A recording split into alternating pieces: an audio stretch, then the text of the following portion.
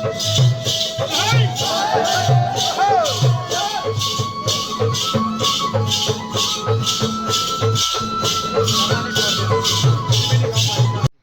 साथीहरु फाइनली यहाँ चाहिँ म पुगिसकेँ। तपाईहरुलाई यो जुन देखाउँदैछु तपाईहरु सोच्नुला के देखाइरहेको छ, यो चाहिँ म पढेको अनि म यहाँ घुमेको फेरेको हरेको हैन अनि पढाइ गरेको ठ्याक्क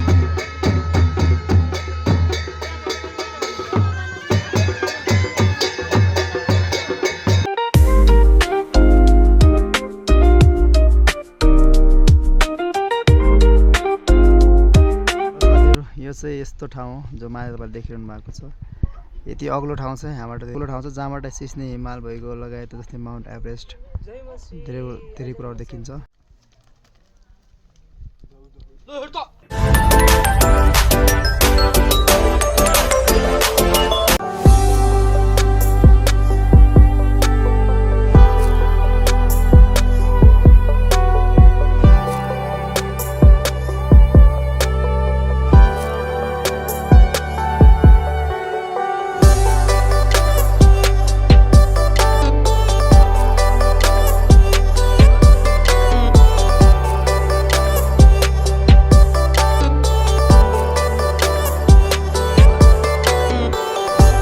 यो चाहिँ हाम्रो नेपालको जौबारी, ठक्क जौबारी चाहिँ लगाएको जौँ लगाएको छ। गाउँमा गाइस गाउँको त सिने खतरनाक छ, क्या दामी हरियाली एकदम जौँ लागेको छ। अनि यतातिर अनि त्यहाँ पारि पनि जोतखनको कार्यक्रम भइरहेको छ। यता यहाँ चाहिँ नगाला के भन्छ नि नाम पनि बिर्सेँ मैले त। यता जोतखन भएको छ, यता पनि जोतेको छ, यहाँ चाहिँ अब जौँ लागेको छ गाइस है। ल साथीहरु फाइनली यहाँ चाहिँ म पुगिसकेँ। तपाईहरुलाई यो जुन देखाउँदैछु तपाईहरु सोच्नुला के देखाइरहेको छ, यो चाहिँ म पढेको अनि म यहाँ घुमेको फेरेको हरेको हैन अनि पढाइ गरेको ठ्याक्क यो हाम्रो बाफुगोलाको स्कुल जो अहिले चाहिँ केही निर्माण भएर चाहिँ अनि राम्रो बनेको छ। बाउन्ड्री जस्तो यो लाग्यो। पहिला चाहिँ यो यस्तो छ नि, यो पुरानो थियो, अहिले चाहिँ यत्रो बनेछ। अहिले 12 पहिला चाहिँ कति 10 सम्म थियो, अहिले चाहिँ 12 सम्म भएछ, +2 भएछ यहाँनिर।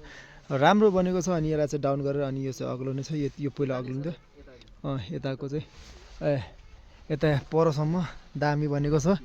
ओहो पर पनि रहेछ नि, धेरै ठुलो बनेको छ त यार यता स्कुल। यहाँ चाहिँ कति 12 सम्म छ कि 12 को यो भयो, यो अफिस अनि उता पढाइ अनि यो त बन्छ होला नि सानो, यो त पुरानो होला त। अनि ठ्याक्क यता अब खै के हो मैले के बुझेन, तर यो गाई मैले पढेको अनि मैले अलिकति केही नेपाली शिक्षा लिएको ठाउँ हो। अनि ठ्याक्कै घुम्न मन लाग्यो अनि यो भाइहरूलाई भनेर यहाँसम्म पुगेको त्यही हो। अहिले चाहिँ बााउन्ड्री लाग्यो, अहिले भाग्ने ऊ पनि छैन। यहाँ चाहिँ हामी ठ्याक्क के भन्दैन चाहिँ तपाईँको भाग्थ्यौँ के अनि स्कुल जम्प गर्ने अनि ठ्याक्क जस्तै अब 1 बजेको टाइम पारि स्कुल जम्प गरेपछि गएपछि होइन फेरि नफर्किने कि गइहाल्ने घरतिर झलसोका बोकेर कुदिहाल्ने त्यो हो। बाँकी खुसी लागिरहेको छ गाइस यस्तो ठाउँमा अनि आफ्नो पुरानो गाउँठाउँमा आएर अनि कता केही कुराहरू हेर्ने पाउँदा गर्दा धेरै खुसी लागेको छ, त्यही हो। ल गाइस फाइनली यो चाहिँ हेर्नुहोस् तपाईँको टक्क खनेर अनि के दामी गराएको छ हैन। अनि पुरै खनेर जोतेर हैन दामी सिनहरू छ। यो चाहिँ तपाईँको टक्क अनि त डाँडा है, यहाँनिर स्कुल दामी देखेको गाइस, यो पारी एरिया हैन। गाइस हाम्रो ठक्क बाउखोला एकदम धेरै अति सुन्दर, ठ्याक्क 15 वर्षपछि यता आएको, धेरै विकास भएको रहेछ हैन। अनि यो चाहिँ हाम्रो ठुलमुङको घर अनि यो चाहिँ हाम्रो दुबई बजार दामी देखेको छ। धेरै वर्षपछि आउँदाको अनुभव दामी रह्यो। अनि यो समथिङ 15-1 वर्ष तर धेरै विकास भएको रहेछ। अब साथीहरु यो चाहिँ यस्तो ठाउँ हो जो माथि तपाईले देखिरहनु भएको छ। यति अग्लो ठाउँ छ, यहाँबाट भिडियोमा खासै देखिरहेको हुन, तर यहाँ यति अग्लो ठाउँ छ जहाँबाट सिस्ने हिमाल भइगयो लगायत जस्तै माउन्ट एभरेस्ट धेरै कुराहरु देखिन्छ। अनि यहाँदेखि माथि जाने पनि प्लानिङ भइरहेको छ, हामी प्लानिङ गर्दैछौँ। खै के बनाएको छन् रे त्यो ठक्क हेर्न जाने हो त्यहाँ। ल गाइस फाइनली अब यता बाउखोलाबाट चाहिँ हाम्रो पैदल यात्रा हुँदैछ, किनभने चाहिँ अलिक अटो मगाएको त छु, पर अगाडि आइरहेको छ, त्यही बेलासम्म हामी हिँड्दै हामी कुदिरहेको छ। त्यो गाइस बाउखोलाबाट अहिले चाहिँ हामी बाङ्गीतिर निक्लिसकेका छौँ। हाम्रो टक्कै ब्याग पुगेर टक्क यहाँ त जिन्दगी है रमाइलो भइरहेको छ। रमाइलो भएर चाहिँ खुट्टाहरू चाहिँ दुखेर प्राण घिसिरहेको छौँ, त्यही हो। अब चाहिँ आज चाहिँ हाम्रो तेस्रो दिन हो कि होइन दोस्रो दिन हो नि दुःख बेली चाहिँ हामी बाहुला आएको आज चाहिँ बाहुला हामी पेजा गएको छौँ त्यतिर त्यो गाई चाहिँ पैदल यात्रा सुरु भइरहेको छ यो गाई चाहिँ त हाम्रो जङ्गल नेपालको जङ्गल टक्क क्या दामी छ अनि पारिन यहाँनिर घर क्या दामी ठाउँ छ यार हामी पहिले पनि हामी त आफै पनि पैदल यात्रा भइरहेको छ हाम्रो चाहिँ होइन ठाउँ चाहिँ दामी देखेर अनि रोग बनाऊँ कि भिडियो भनेर टक्क हेर्नुहोस् यहाँ तलतिर खेतबारी ओहो यहाँ खेत खन्ने कार्यक्रम चलिरहेको छ ट्याक्कै दामी सिन छ यहाँ त्यही हो ए खन्ने कार्यक्रम चाहिँ चलिरहेको छ ट्याक्कै माथिको जङ्गल दामी छ ओहो यी पारियो जानुपर्ने गाई अझै त्यहाँबाट फेरि पल्लाबाट जानुपर्छ भबै टाढो छ गाई हिँड्ने यो चाहिँ तपाईँको हाम्रो कोको कोला होइन जो इन्डियामा 20 रुपियाँ पर्छ यहाँनिर चाहिँ 50 रुपियाँ रहेछ यसको ठ्याक्क 72 रुपियाँ फरक छ यो पिँदै गाइदैन नेपालमाथि तर टेस्ट चाहिँ त्यस्तो रहन्छ यार इन्डियाको जस्तो होइन ठ्याक्क पिन लगाएको 50 रुपियाँ गाइस 50 रुपियाँ इन्डियामा 20 रुपियाँ पाइ यहाँबाट देखिएको गाइज यो सुस्ने हिमाल ए कति अग्लो है त्यहाँ पारि बरफ हेर्नुहोस् बरफ पुरै बरफ होइन यहाँबाट धेरै टाढाबाट मैले बनाइरहेको छु तर भोलि चाहिँ त्यहाँ हामी जाने प्लान गरेर छौँ खै के हुन्छ गाइस हामी पुगिसकेका छौँ झुलुङ्गे पुल यो चाहिँ हाम्रो जिबाङमा रहेको छ र यहाँबाट चाहिँ अब हाम्रो यात्रा टक्क पार जिबाङको लागि यहाँबाट गइरहेको छौँ त्यही हो गाइस ल ठ्याक्क रिलुल केही पनि बनाउने बनाउने प्लान छ हल्लिन्छ गएर अलिअलि त्यही पनि त्यस्तो खास डर त लागेको छैन के अरे त्यही हो अनि यहाँबाट टक्क भ्यूहरू दामी छ अनि यो चाहिँ पारिस के भन्छन् यता सिमरुतु अनि यो चाहिँ हाम्रो झुलुङ्गे पुल रहेको छ त्यही हो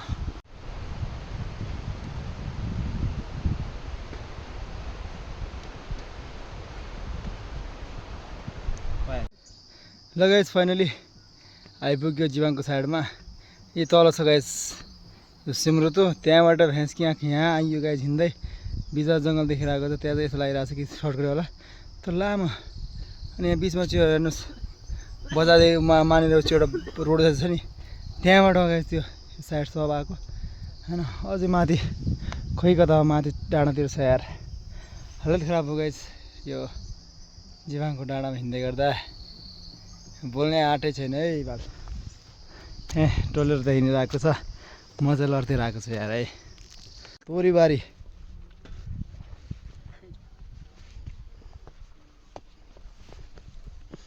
टक्क सागहरू फैलेको हेर्नु यो हो के जिन्दगी भनेको यो त जौँ के हो यो जौँ त हो नि जौँ हरियाली क्या दामी छ कि ठाउँ यार यो हो नि त गाई जिन्दगी है गाउँमाथि हेर्नुहोस् गाइस अति सुन्दर गाउँ यो चाहिँ रुङ्गा अति नै सुन्दर गाउँ देखिरहेको छ यहाँबाट अनि ए तोरीहरू टक्क हेर्नु पारि गाउँ क्या दामी छ ठाउँ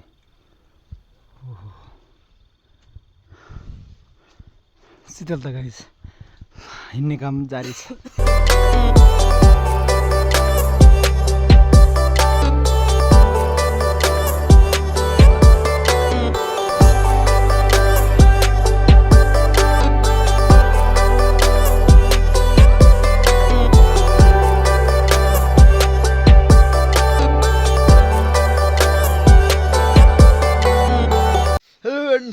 नमस्ते गुड मर्निङ सबैजनालाई कस्तो हुनुहुन्छ आयो सबैजना सन्चै हुनुहुन्छ होला अनि जुखाम लागेर यहाँ चाहिँ हालत खराब भएको छ होइन आवाज पनि एकदम के अर्कै आएको होला अनि अहिले चाहिँ हामी बिहान जिबाङ हामी हिजोसँग चाहिँ जिबाङ आइपुगेका थियौँ होइन जिबाङबाट के सिनहरू तपाईँ देखाएको पनि थिएँ अहिले चाहिँ बिहानै माथि नेटको लागि कुदिरहेछौँ होइन यहाँ चाहिँ नेट पाउँदैन नि त ठाउँमा अब माथि गएर नेट हाल्यो अनि जहाँनिर फेरि नेटले काम गर्छ त्यहाँदेखि ठ्याक्क फोन हान्यो अनि आज चाहिँ त्यसो टक्क बर्थडे थियो त्यही बेला नि के भन्ने यहाँ आफू रिल ल्याएको छ गाइस त्यही हो यहाँ चाहिँ यो चाहिँ के भन्छ है नेपालको प्रसिद्ध एउटा नृत्य भन्न पनि सकिन्छ तपाईँको ठ्याक्क अब सेरिङ्गे भनिन्छ गएर ठ्याक्कै सेरिङ्गे नाच्नेको तयारी भएर आएको छ होइन